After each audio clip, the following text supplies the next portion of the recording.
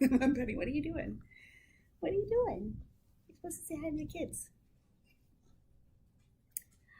Hi, happy National Cookie Day. Welcome to Storytime. Everyone get cozy. We're going to read some stories about some yummy cookies today.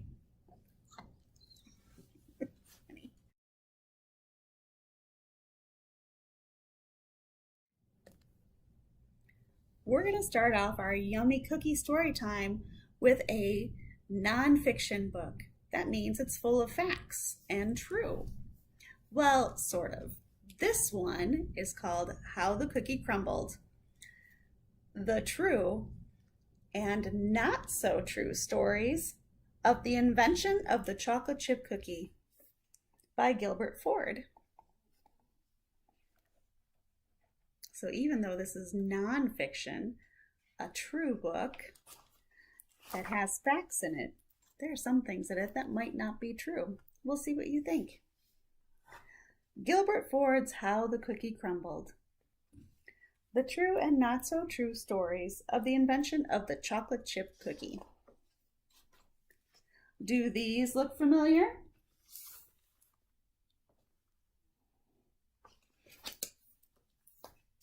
Ever wonder where these round, crispy, chocolatey pieces of perfection come from? Everyone agrees that the chocolate chip cookie was invented by Ruth Wakefield. But how did she do it? That's where the story gets a little messy. I'm here to show you some ways it could have happened.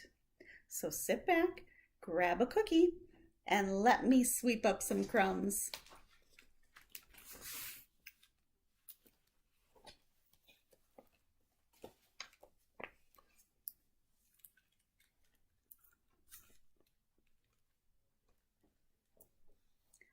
Ever since Ruth was old enough to hold a spoon, she was helping her grandma in the kitchen. She'd carefully pour the scalding cheese into a rum-tum ditty and measure with precision the flour in her applesauce cakes. You see, to Ruth, cooking was a science, and the kitchen was her lab.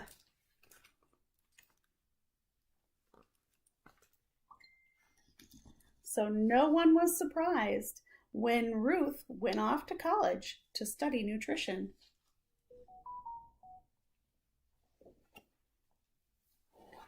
After she finished school, Ruth went on to teach cooking in a high school.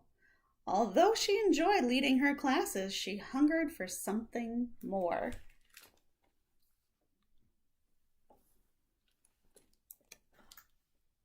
Then Ruth met Kenneth Wakefield, who shared her passion for cooking. He quickly became the apple of her eye, and it wasn't long before they were married and cooking up a plan to run their own restaurant.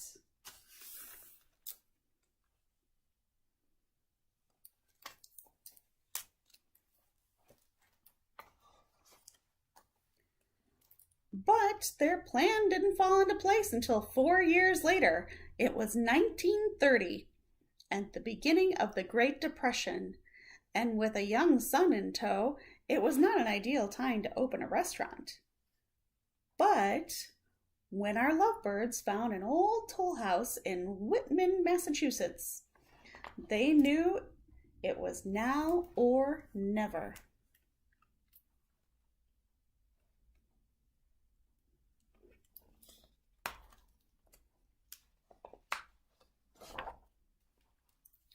Ruth and Kenneth scraped up their savings, signed on the dotted line, and fixed the place up, naming it the Toll House Inn. Ruth didn't let hard times stop her from opening her restaurant. She ran a tight ship, planning the menu and doing most of the cooking herself, while Kenneth ordered food and helped out in the kitchen.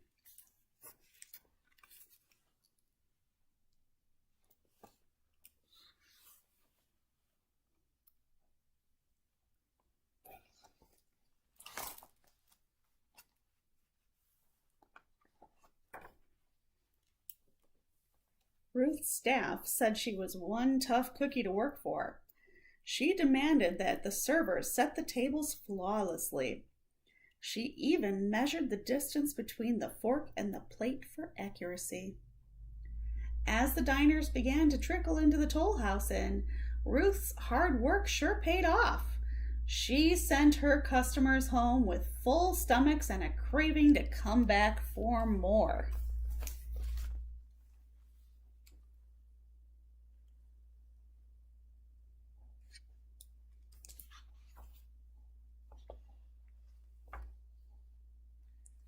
Now, here's the part where Ruth invents the chocolate chip cookie. The trouble is, no one can agree how she did it. Here are 3 ways the story has been told.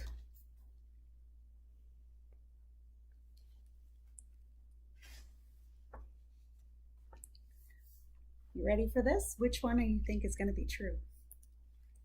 Let's see. The disaster.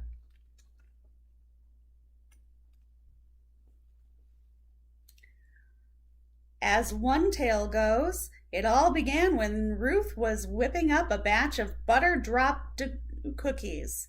Her mixer was spinning dough like a tornado, and it knocked a Nestle chocolate bar off the shelf.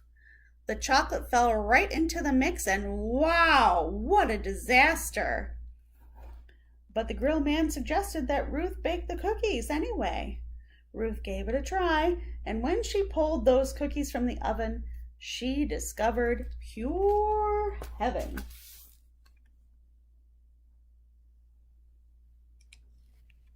That's one way it could have happened. Here's another way that people say it happened. The substitute.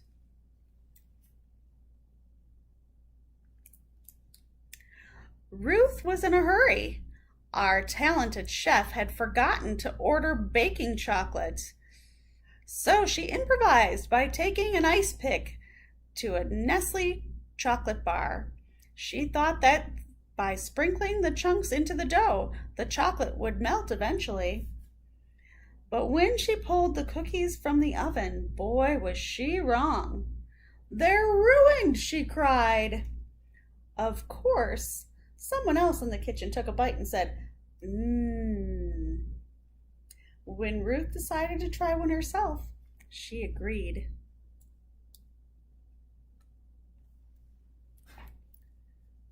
Do you think it happened that way? I don't know. Here's another possibility. The Mastermind.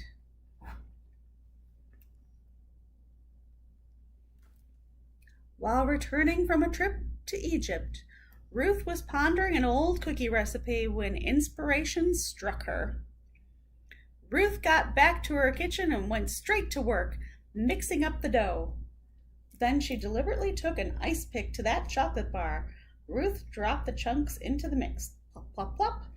After the timer dinged, Ruth pulled the cookies from the oven and looked at her invention. It was exactly how she imagined it. She shut her eyes, took a bite, and savored the warm, gooey chocolate as it melted right in her mouth. Mmm.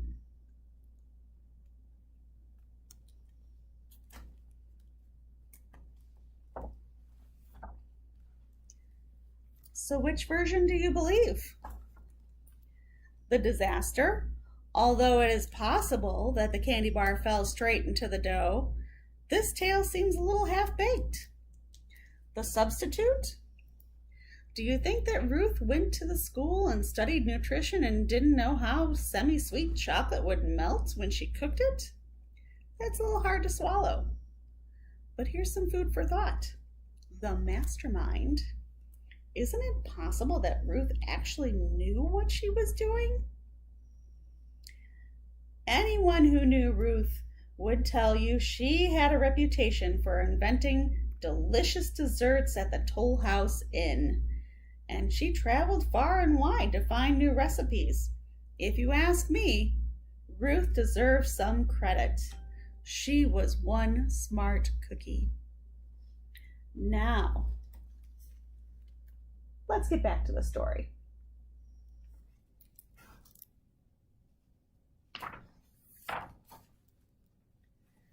Ruth placed the cookies on a platter, took a deep breath, and held them high. Then she marched into the dining room and presented her dessert to the customers. The diners pushed back their plates and reached for a cookie.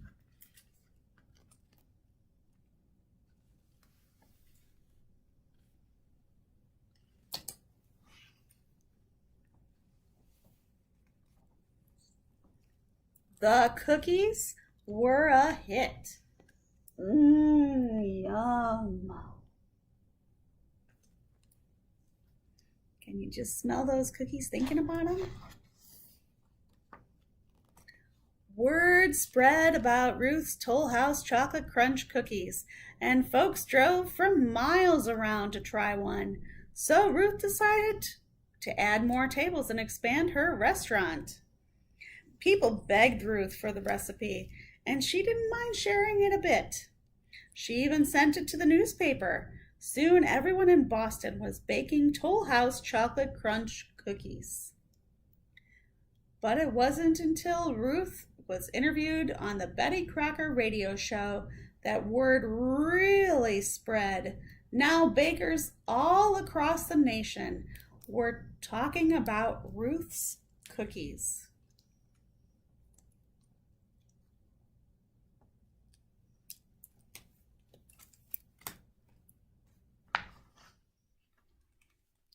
Meanwhile, the managers at the Nestle's headquarters scratched their heads at the spike in sales for their candy bars. When they discovered that the cause was Ruth's Chocolate Crunch cookies, they begged her for the recipe. Ruth gave it to them, and Nestle began to produce chocolate chips designed specifically for Ruth's cookies.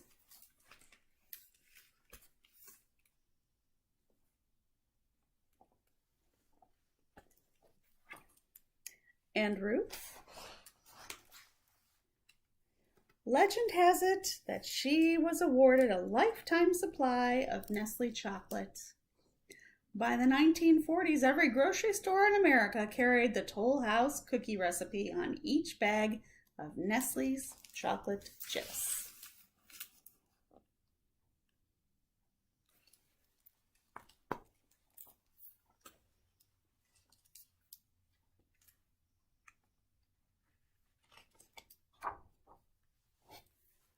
From kitchen to kitchen across the country, cookies were baking. After a long day in her kitchen, Ruth was able to sit and enjoy the sweet taste of success in all its crunchy, gooey, chocolatey perfection.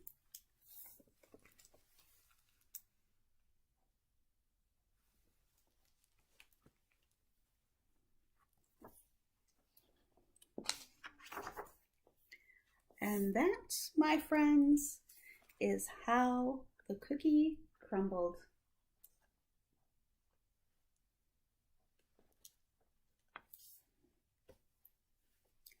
I hope you enjoyed this nonfiction story with facts and possible facts on how Ruth invented the chocolate chip cookie.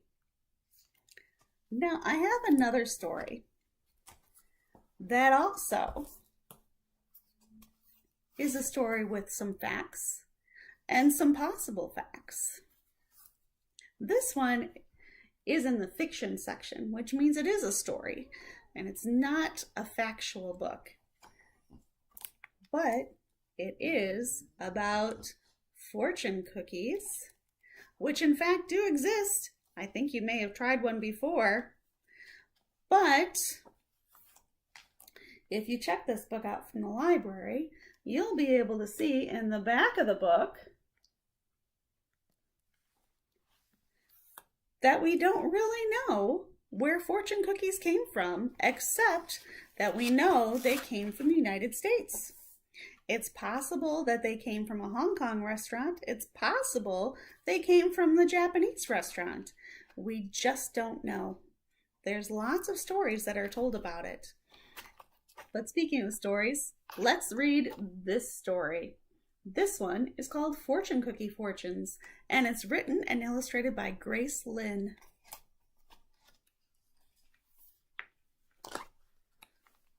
fortune cookie fortunes.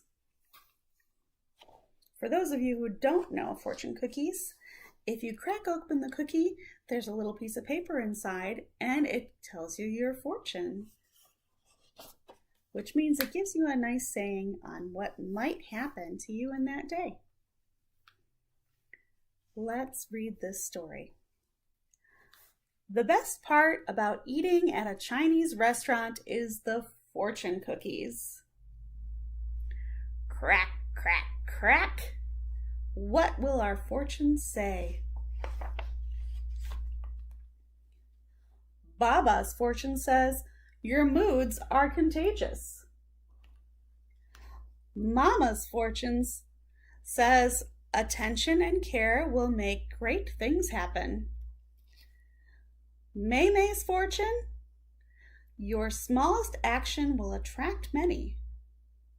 My fortune says, you see the world in a different way. Chichi's fortune, your imagination will create many friends.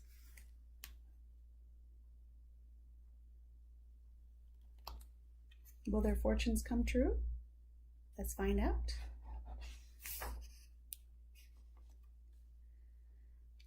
How do you think your fortune will come true, Baba? May asks. It won't come true, Chichi scoffs. They're never come true. But I'm not so sure.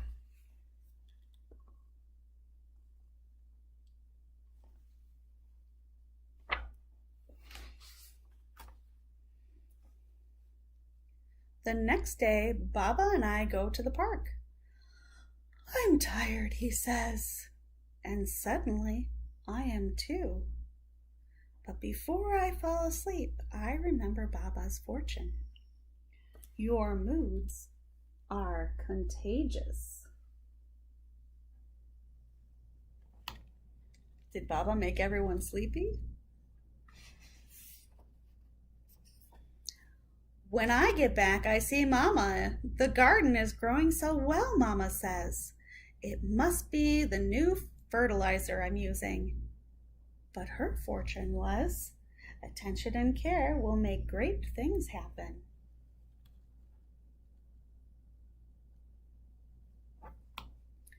Did Mama's cookie predict that the garden would grow?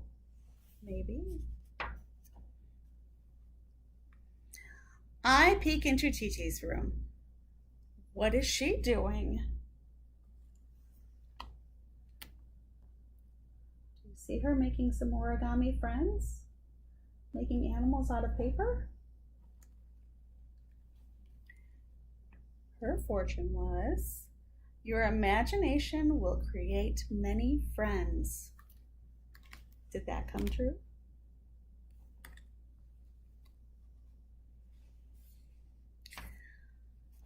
Then I watch May refill the bird feeder. Your smallest action will attract many. You see all the birds?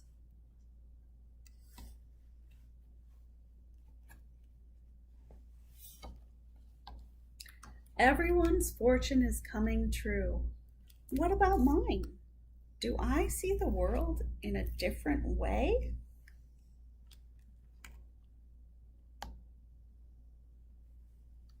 Well, I think she's seeing the world upside down. That's a different way. I don't know if that's what she meant. Let's see. Yes, I do. I see the world in fortune cookie fortunes. See all those fortunes? I won't read them all, but I'll read a couple. Hers was, you see the world in a different way. This one says, stop and smell the roses. The grass is always greener on the other side. You long to travel the world. Do you see anyone traveling in this picture? Yeah, maybe. Lots of different fortunes.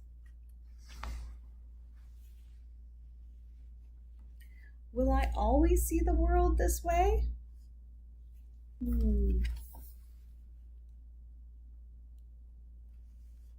There's only one way to find out.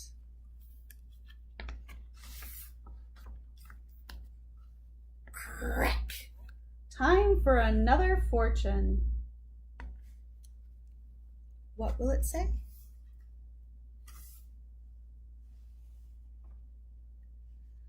Look forward to a life of great fortune.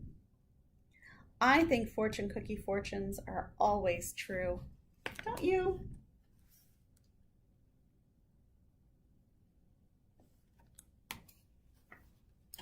Well, I'm not sure that they're always true, but they are fun. This one says, you have just read a great book. And that one's certainly true. Remember, if you'd like to learn more about where fortune cookies came from, you can take a look in the back of this book or do a little research or call the library and we'll help you. But you can learn all about fortune cookies and how they started out as mooncakes with the Mid-Autumn Festival. That was Fortune Cookie Fortunes by Grace Lynn. I have one more story for you today to round out our National Cookie Day. This one is not factual, it's not true, it's not nonfiction, it is a fiction story, but still a lot of fun. This one is called The Doorbell Rang, and it is written by Pat Hutchins.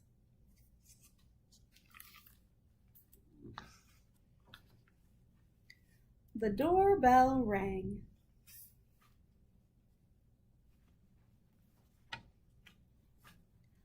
I've made some cookies for tea, Ma said. Good, said Victoria and Sam. We're starving. Share them between yourselves, said Ma. I have plenty.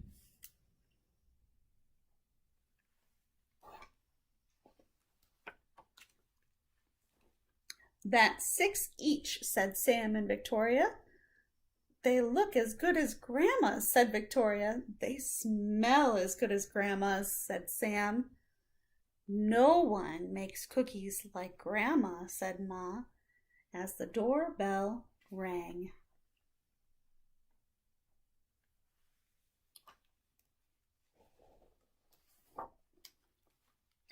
It was Tom and Hannah from next door. Come in, said Ma. You can share the cookies. That's 3 each, said Sam and Victoria. They smell as good as your grandma's, said Tom. And they look as good, said Hannah. No one makes cookies like Grandma, said Ma, as the doorbell rang. It was Peter and his little brother. Come in, said Ma. You can share the cookies. That's 2 each, said Victoria and Sam. They look as good as your grandma's, said Peter, and smell as good. Nobody makes cookies like Grandma, said Ma, as the doorbell rang. It was Joy and Simon with their 4 cousins. Come in, said Ma. You can share the cookies.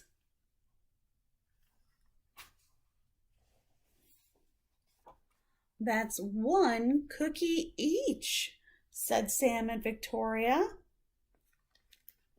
They smell as good as your grandma's, said Joy. And look as good, said Simon. No one makes cookies like Grandma, said Ma, as the doorbell rang. What are they going to do? They only had 1 cookie each now. and rang. Are they going to answer it? Oh dear, said Ma as the children stared at the cookies on their plates. Perhaps you'd better eat them before we open the door. We'll wait, said Sam.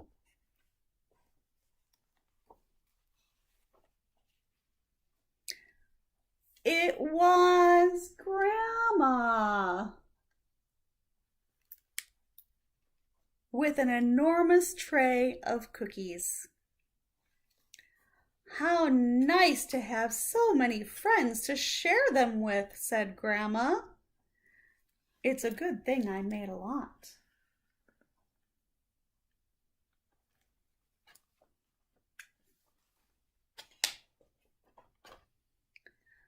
And no one makes cookies like Grandma, said Ma as the doorbell rang. I wonder who else would be coming. Well, I don't know. I guess we'll have to find out in a different story sometime, or just use our imagination. Who else is coming over for cookies? Thanks for coming to National Cookie Day today. I hope you enjoyed the stories. I'll be back again soon with winter reading and some more stories about some other things that I hope you enjoy just as well. See you real soon. Bye-bye.